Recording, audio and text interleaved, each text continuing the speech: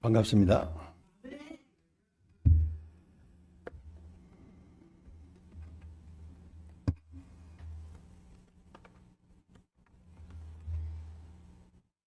잠깐 기도하겠습니다.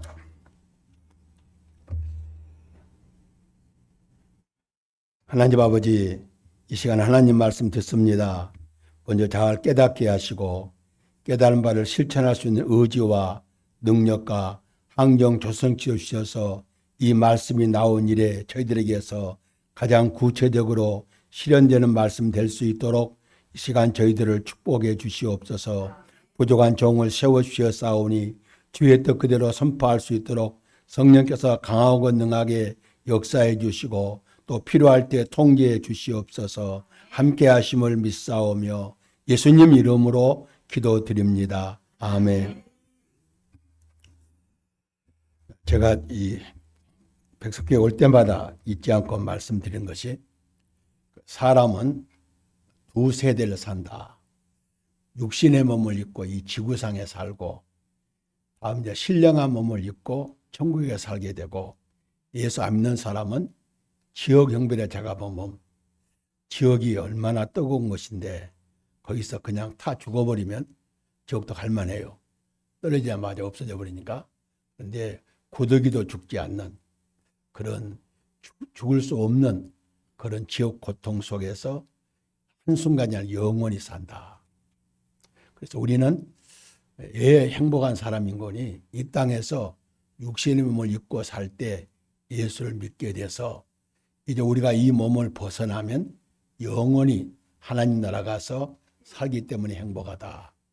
예수를 믿기 전에, 성경이 우리나라에 들어오기 전에 불교에서는 내세에 대해서 이렇게 연구를 하다 보니까 사람은 내세가 있는데 윤회한다. 착한 사람은 다시 사람으로 태어나고 조금 덜 착한 사람은 토끼나 온순한 동물로 태어나고 악한 사람은 더러운 동물로 태어난다. 그렇게 해서 이렇게 사람 윤생한다 그랬는데, 성경이 들어오기 전에 한 이야기고 성경이 들어와서 창조주 하나님께서 인생은 그렇게 지었다. 우리가 어머니 뱃속에서 지구로 나오잖아요. 어머니 뱃속하고 지구 넓이하고 우리가 하면 엄청나게 차이가 있잖아요. 지구하고 우주는 또 어머니 뱃속이 지구라면 우리가 나가 살 천국은 지구보다 더 배가 그런 비율이 더 큰 한나라가 살게 된다. 우리가 그런 희망을 갖고 살기 때문에 우리는 행복한 사람입니다. 그리고 또 우리가 우리는 과거가 있어요. 저도 이제 80이 넘었는데 과거가 있고 현재가 있고 미래가 있어요. 하나님은 과거도 없고 미래도 없어요. 하나님은 영원한 현재예요. 그래서 시간의 제한을 받지 않으신 영원한 현재고 공간의 제한을 받지 않으신 분이어서 어디나 계시는 분이에요.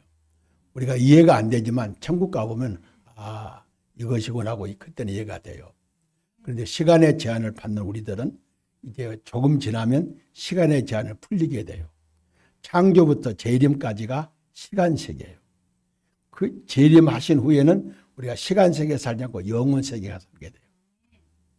그러니까 이 땅에서 가장 많이 산 사람이 996세, 천년에서 31년 빠졌어요.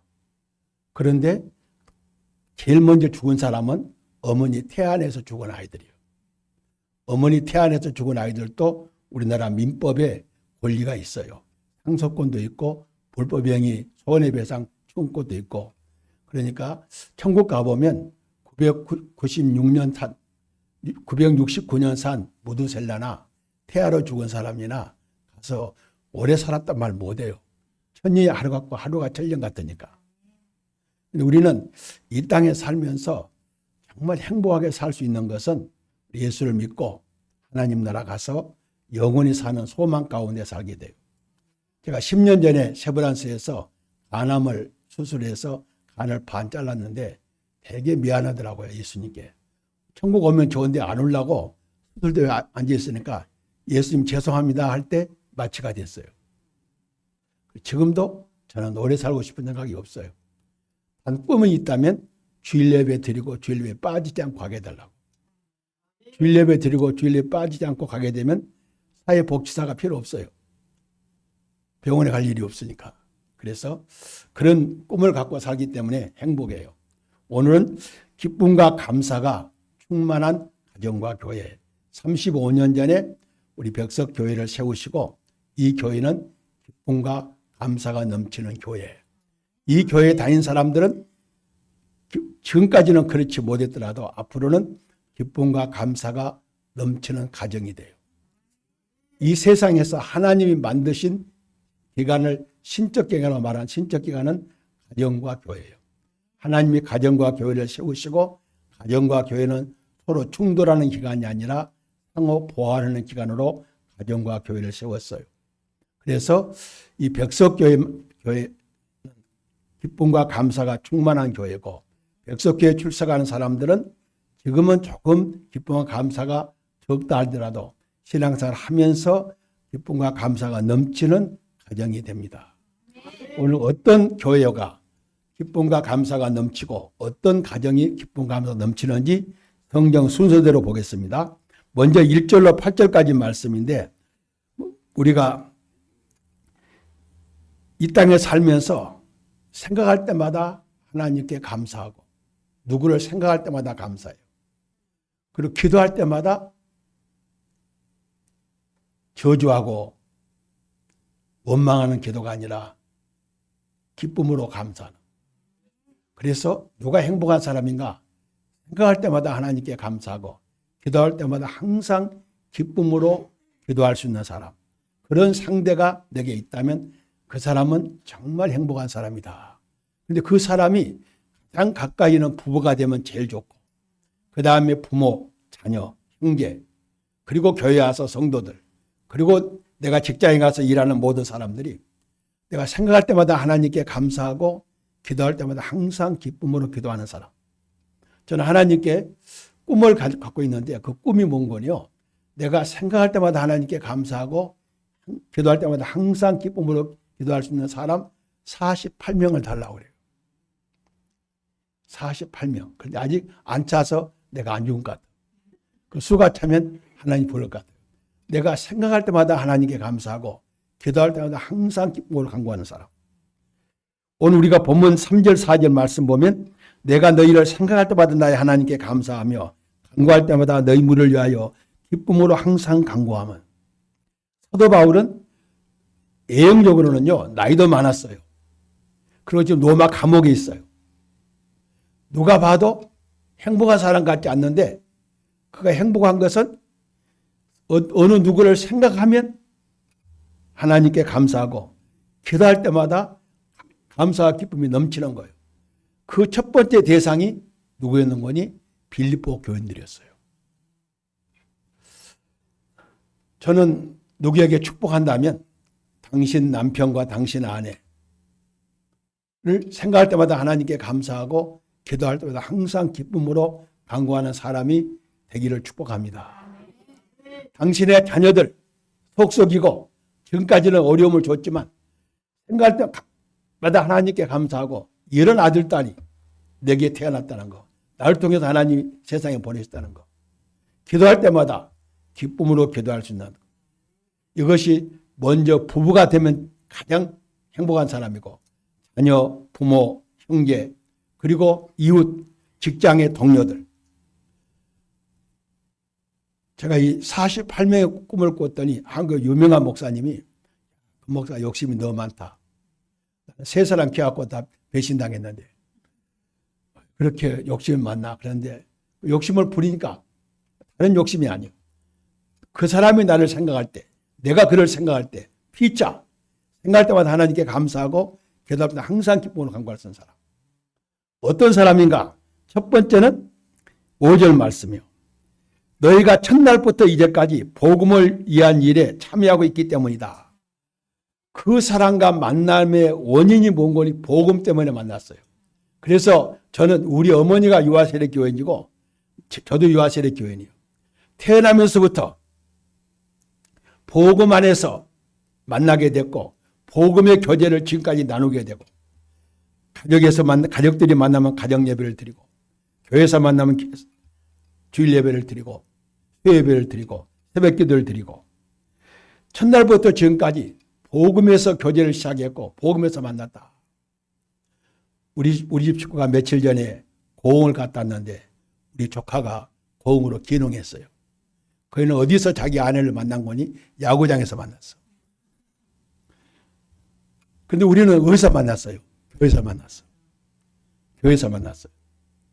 교회에서 만나서 교회를 떠나지 않고 교회 안에서 교제를 계속하고 있다는 거, 이것만큼 행복한 거 없어요.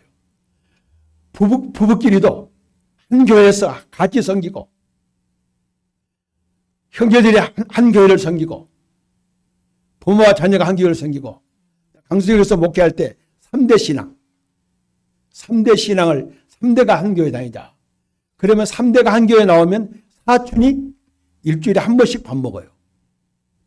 이 세대에서요, 사촌끼리 일주일에 한 번씩 밥 먹는 거요, 보통 축복이 아니에요. 복음의 교제를 어떤 경우도 가족끼리도 형제끼리도 친구도 어디서 만나요? 주일날 11시면 만날 수 있어. 그 사람이 소별에 했어도 그 사람 잡으러 가려면 그 교회 11시 가면 틀림없이 온다. 그렇게 복음의 교제를 계속하기 때문에. 부부 사이도 그래요. 딴 교회 다닌다거나 한 사람은 교회 다니고 안 다닌 것, 예배 드리고 안 드린 거 아니라 그런 관계. 얼마나 감사해요. 저는 아담이래 제가 결혼을 제일 잘했어요. 그래 얼마나 감사해요. 이것이 생각할 때마다 하나님 감사, 기도할 때 기쁨으로 기도한 거예요. 두 번째는 뭡니까? 6절 말씀이요. 너희 속에 착한 일을 시작하신 이가 그리스도 예수의 날까지 이루실 줄을 확실하노라. 이 착한 일이 제일 착한 일이 뭔 거요? 예수 믿는 일이요. 예수 믿어야 천국 가요. 부모 공경하면 땅에서 잘 되고 예수 믿으면 천국 가요. 그러니까 이 착한 일 가운데 가장 착한 일이 예수 믿는 일이고 주일 예배 드리는 일이고 복음을 전하는 일과 협력하는 일이요. 이런 착한 일을 시작하신 이가 중도에 끝나지 않는 거예요. 애들이 입시에 떨어지면 다음 주 교회 안 나오려나 그러 안 해요. 그 집안에 어떤 일이 벌어져도 그 사람이 어떤 일이 벌어져도 착한 일을 시작하신 이가 그리스도 예수의 날은 두 가지요. 첫째는 내가 죽는 날. 두 번째는 예수님 재림하시는 날. 개인적으로 내가 죽는 날까지. 전체적으로 보면 주님이 재림하시는 날까지. 착한 일을 시작하신 예수 믿는 일부터 시작해서 착한 일이 많지 않아요. 착한 일을 시작하신 그리스도 예수 날까지 중지하지 않고 끝까지 유지한다는 거. 그런 부부가 얼마나 행복해요. 그런 부모와 자녀가 얼마나 행복해요. 그런 사람들이 모인 교회가 얼마나 행복해요. 그래서 저는 3대가 한 교회 다니자. 그러면 반드시 사촌이 일주일에 한 번씩 교회에서 밥 먹는다. 이런 은혜를 받게 될 때 생각할 때마다 하나님께 감사하고 기도할 때 항상 기쁨으로 기도해요. 세 번째 이유는 뭔 거니요? 7절 말씀이요. 내가 너희 무리를 이같이 생각하는 것이 마땅하니 이는 너희가 내 마음이 있으며 나의 명과 복음을 변명과 확증함에 너희가 다 나와 함께 은혜에 참여한 자가 됩니다. 바울이 빌립보 사람들을 복음으로 양육했어요. 양육했는데 끝까지 양육하는 것이 아니에요. 제가 목회하면서 장로를 세울 때 분명히 장로도 이야기해요. 오늘부터 장로를 세워놓고 오늘부터는 너네 집 신방 안 가 그래요. 장로 집 신방은 신앙이 약한 사람 신방하고 약한 사람 돌보지. 너는 이제 다른 사람 돌봐야 될 사람이니까 넌 이제는 네가 독자적으로 신앙생활 하면서 남을 도와라 그래요. 계속 평생 동안 젖이나 먹이고 그냥 죽이나 써주고 단단한 음식도 못 먹는 성장하지 못한 아이가 있으면 얼마나 불행해요. 처음에는 내가 양육자인데 지금은 어떤 사람이 됐어요. 복음을 변명하는 일. 변명은 뭔 거요? 이교도들에게 복음의 변증이 이것이 진리다.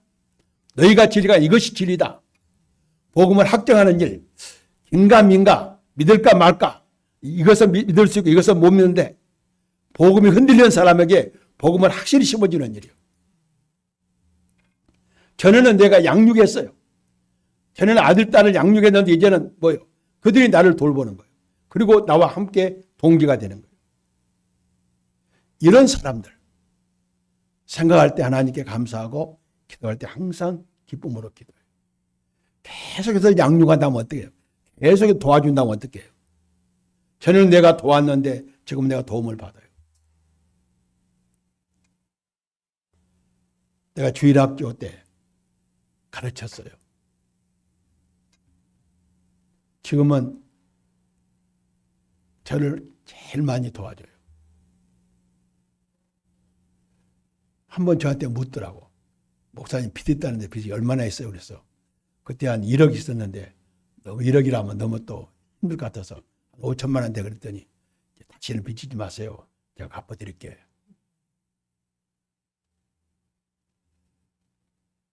처음에는 제가 도왔어요. 그래서 이제는 그가 나를 도와요. 처음에는 내가 양육했어요. 이제는 그가 나와 동기가 돼서 함께 양육 파트, 함께 스승이 같이 되는 거예요. 그리고 오히려 나보다 앞서가는 거예요.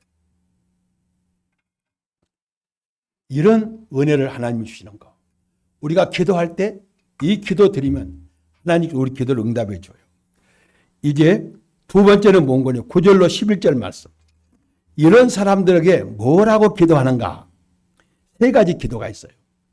생각할 때마다 하나님께 감사하고 기도할 때마다 항상 기쁨으로 기도하는 사람들은 세 가지 기도란 첫 번째 기도가 뭔가요? 9절 말씀이요. 내가 기도하노라. 너희 사랑을 지식과 모든 총명으로 점점 풍성하게 하사. 사랑인데요. 하나님을 사랑하는 일. 막연하게 사랑하지 않아요. 하나님 말씀을 공부하고 구절 어떻게 뭘 어떻게 사랑하는지를 알게 돼요. 남편과 아내도 막연하게 사랑하지 않아요. 내 아내는 어떤 사람이고 뭘 가장 좋아하는 사람이고 무엇이 필요한 사람이고 내 아버지는 내 어머니는 내 할머니 할아버지는 내 손자는 무엇이 필요하고 어떻게 하는 것이 그게 좋은 일인지 지식을 가지고 구체적으로 사랑하는 거예요. 그런 사람이 되도록 기도해요. 내가 기도하노라. 너희 사랑을 너희가 뭘 누구든지 하나님부터 사랑해서 모든 사람을 사랑하는데 막연하게 지좋은 대로 사랑하는 것이 아니에요. 지식과 모든 총명으로 점점 풍성하게 하사 다르게 사랑할 수 있는 것. 그 사랑으로 인해서 받는 사람이 사랑답게 느끼게 되고 도움이 되고 감사하는 오히려 더 손해가 되고 해가 되는 사랑이 아니라 막연한 사랑이 아니에요. 부부끼리도 형제끼리도 부모와 자녀 사이도 구체적으로 알고 사랑하는 것. 우리는 너무 모르고 사랑해요. 그래서 그 사랑이요 오히려 상처를 줄 때가 있어요. 그런데 구체적으로 아는 거예요. 그런 사람이 되기를 사도 바울은 기도해 줘요. 이렇게 하는 것을 앞에 8절에서도 말했어요. 하나님이 내가 너희를 그렇게 사랑하는 것이 하나님의 정의이다. 오늘 우리 서로 반성합시다. 내 남편, 내 아내, 내 부모, 내 자녀, 내 형제, 내 주변의 이웃들, 동료들 내 마음대로 내가 하고 싶은 대로 한 거 그러지 않고 정말 그를 바로 알고 바르게 도와주고 사랑하는 그런 사람이 되도록 기도해요. 이렇게 성숙한 사람을 보는 사람 얼마나 즐거워요. 내가 농담 삼아서 농담도 되고 진담도 되는데 우리 집은 꽃이 죽는다고 그래요. 꽃이 힘을 못 써요. 우리 입수가 너무 예쁘니까. 꽃이 와서 그냥 시들시들해. 그렇게 구체적으로 정말 뭐가 필요한지 이런 사람이 되도록 기도하는 거예요. 아들, 딸들을 장가 보내놓고 기도할 때 이 기도가 필요해요.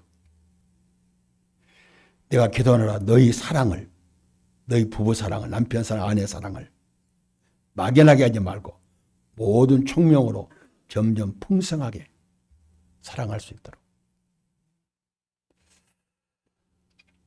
정말 성경은 우리에게 이런 보화를 던져줘요. 너무도 감사해요. 그 다음 10절 말씀이요. 이제 11절까지니까 끝나갑니다. 10절 말씀. 10절은 같이 한번 읽읍시다. 너희로 지극히 선한 것을 분별하여 또 진실하여 허물 없이 그리스도의 날까지 이루고. 우리가 세상 살면서요, 자기는 그 선한 말을 하고 선한 행동을 하는데 많은 해를 끼치는 사람들이 있어요. 저는 법학을 전공했어요. TV를 보고 정치인들 말을 들어보면요, 가관이에요. 저런 말을 참 안을 말을 해요. 선한 것을 분별하지 못해요. 경제 문제, 대북 관계, 여러 가지 정책을 펴는데 저들은 선한 것이라는데 결과가 뻔하게 나쁘게 드러날 것인데 그걸 분별하지 못하는 거예요. 자녀들이 뭘 결정하는데 선한 것을 분별하지 못하고 누가 봐도 결과가 너무도 불행하게, 너무도 좋지 않는 결과를 가져올 수 있는 것들을 고집부리고 하는 거예요. 우리가 기도할 일이 뭐예요? 정말 내가 사랑하고 내가 아끼는 사람들이 너희로 지극히 선한 것을 분별하여 그리고 진실하여 허물 없이 그리스도의 날, 우리가 주 앞에 갈 때 그날, 주님이 재림하시는 날, 주 앞에 섰을 때 착하고 충성된 종아, 내가 작은 일에 충성하였으며 많은 것으로 내게 맡기리니 내 주인의 즐거움에 참여할지어다. 새벽기도 끝나고 나면요, 바쁜 일도 없는 사람들이 기도를 5분도 않고 그냥 가요. 내가 다음에 만나서 물어봐. 그날 뭐 바빴어? 그러면 바쁜 일 없었어요. 그러면. 아니, 이 오늘 성경 본문을 가지고 자기 자녀들, 자기 주변 사람들 위해서 기도하다 보면요, 30분은 벌쩍 가잖아요. 기도할 것이 없다는 거예요. 생각을 안 하니까. 지극히 선한 것을 분별하여 진실하고 허물 없이 인생을 살 때 우리의 최종 목표는 주님 앞에 한마디 말씀 듣는 거예요. 착하고 충성된 종아, 내가 작은 일에 종사했으며 많은 것으로 내게 맡기리니 내 주인의 즐거움에 참여할지어다. 제가 꿈이 있어요. 여기서 꿈 이야기 몇 번 했는데요. 꿈이 있는데요. 뭔 거요?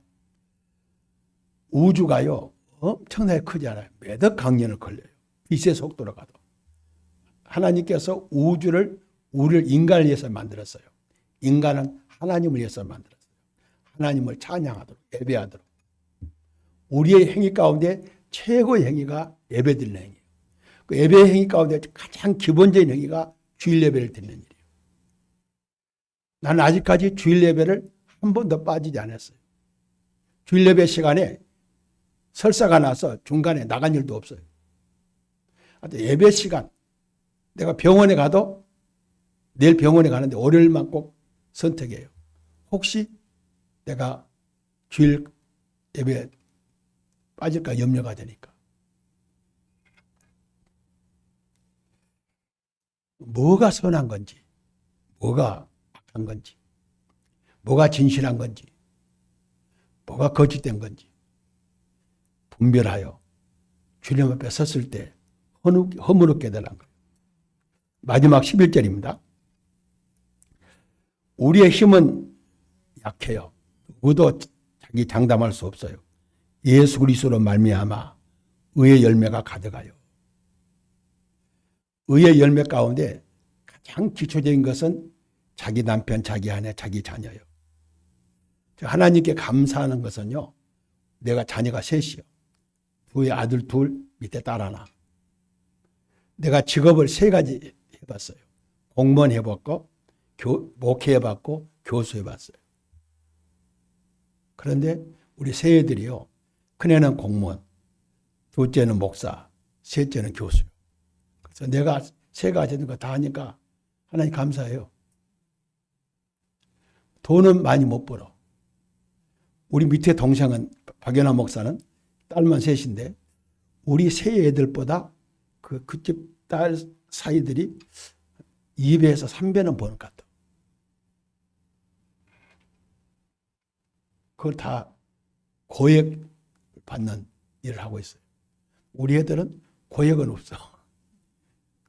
평균 안팎이지 고액은 없어도 그래도 밥 먹고 사는 데는 걱정 없으니까. 나에게 첫 번째 열매는 자녀들이에요. 우리 노예 최희정 목사라는 분이 계시는데 최희정 목사 우리 교회 올 때 그때 그 목사 집안이 삼형제 목사 3대 장로예요. 이제 4대 장로까지 갔어요. 그리고 주일날이면 한 사람도 예배 빠지는 사람이 집안에서 없대요. 그것이 명문가요. 지금은 4대 장로가 됐고 큰형님 아들이 장로가 됐어요. 4대 장로가 됐고 삼형제가 장로였어요. 그리고 주일날이면 예배 빠지는 사람이 명문가요.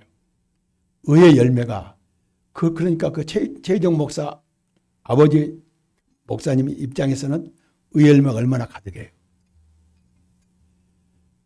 제가 강의하면서 종강할 때마다 이런 사람이 되기를 원한다. 이런 사람은 저거 좀 교제를 나누자. 그렇게 설득해서 48명을 채우는데 아직 못 쳤어요. 일방적으로 그는 나를 존경하는데 내가 그를 신뢰할 수 없고 나는 그를 신뢰하는데 그가 나를 존경할 수 없다면 48명 안에 못 들어가요. 의의 열매가. 그리고 나에게 의의 열매 가운데 하나는 내가 성경 강해집을 쓴 거예요. 그것도 열매예요.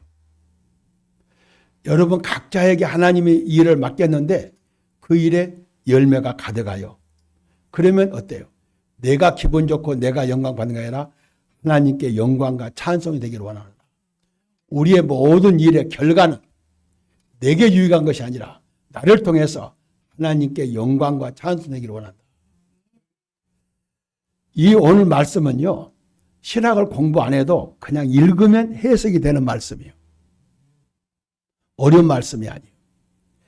이 말씀을 가정 예배 때 거리낌 없이 할 수 있는 가정이 기쁨과 감사가 넘치는 가정이에요. 그런 가정들이 모인 교회가 기쁨과 감사가 넘치는 교회예요. 하나님께서 백석교회를 세우시고 기쁨과 감사가 넘치는 가정을 만드시고 그런 가정들이 모아서 교회를 이루게 하시고 이런 가정과 교회는 국가의 기본이 돼요. 마지막 결론은 이 역사에서 죄인이 많아서 역사가 망하는 거 없어요. 의인의 숫자가 모자라면 망해요. 예레미야 5장 1절에 예루살렘 성에서 의인 한 사람만 찾으면 그 성을 멸하라 그랬어요. 소돔과 고모라에서 의인 10사람만 있으면 멸하라 그랬어요. 오늘 우리나라가 의인 7,000명을 하나님께서 준비하고 계세요. 그들만 자리를 지킨다면 하나님께서 역사의 주관자이신 하나님께서는 그들 때문에 역사를 보존해요. 우리가 시계를 저렇게 거는 것은 모설바가 걸듯이 하나님께서 이 역사를 보존할 만한 가치가 어디 있느냐? 백석교회예요. 내가 어느 해 한 달에 한 번씩 여기 와서 예배 인도했잖아요. 그리고 고대 가서 초창기도에 한 달에 한 번씩 했어요. 똑같은 설교를 하는데 여기 살 때가 훨씬 더 은혜스러워요. 반응도 좋고. 그래서 하나님께서는 세상 사람들은 강자 중심으로 역사를 운행하지만 하나님께서는 자기 택한 백성 이렇게 하나님 앞에 기쁨과 감사가 넘치는 가정과 교회 이것이 역사의 중심이고 역사의 보존을 하나님께 보존할 만한 가치를 느끼시고 이 교회가 존재하는 한 하나님의 이 나라를 보존해 주세요. 그러니 내가 좀 피곤하고 힘들더라도 내가 이 교회에 와서 주일 예배를 드리고 제단을 쌓고 기도하고 하나님 교회에 들어오면 목사님의 예배를 집례해요. 그래서 목사님이 제사장이에요. 그리고 우리가 저 층계로 올라가서 딱 도로 발을 밟을 때 우리는 왕 같은 제사장이에요. 우리 나라의 문제, 인류의 문제를 우리가 짊어지고 책임지고 세상에 나가는 거예요. 이런 사람들이 교회에 존재하는 한, 이런 교회가 존재하는 한 하나님께서는 이 나라를 지켜주세요. 그래서 우리는 자부심을 갖고 내가 역사의 중심이다. 내가 교회 와서는 목사님의 예배 인도를 받는 사람이지만 내가 교회를 나갈 때는 왕같은 제사장으로 역사를 내가 책임지고 짊어지고 그들 위해서 기도하고 그들을 위해서 하나님께 호소해서 이 나라를 보존해달라고 그럴 수 있는 사람이다. 이 사명을 잘 감당해서 여러분 개인적으로도 기쁨 감사가 넘치고 가정도 기쁨 감사가 넘치고 우리나라의 기쁨과 감사를 제공해 주는 우리 모든 성도들과 교회 되시기를 주님의 이름으로 축복합니다. 기도하겠습니다. 사랑의 아버지 감사합니다. 백석교회를 35년이나 세워주시고 생각할 때마다 하나님께 감사하고 기도할 때마다 항상 기쁨으로 기도할 수 있는 가족과 성도들을 주신 것 감사합니다. 이 교회가 언제나 생각할 때마다 하나님께 감사하고 기도할 때마다 항상 기쁨으로 기도하는 성도들로 넘칠 수 있도록 주여 축복해 주시고 저희들의 기도를 통해서 이 나라 이 민족이 새로워질 수 있도록 주여 축복해 주시옵소서. 허락하심을 믿사오며 예수님의 거룩하신 이름 받들어 간절히 기도드립니다. 아멘. 박수로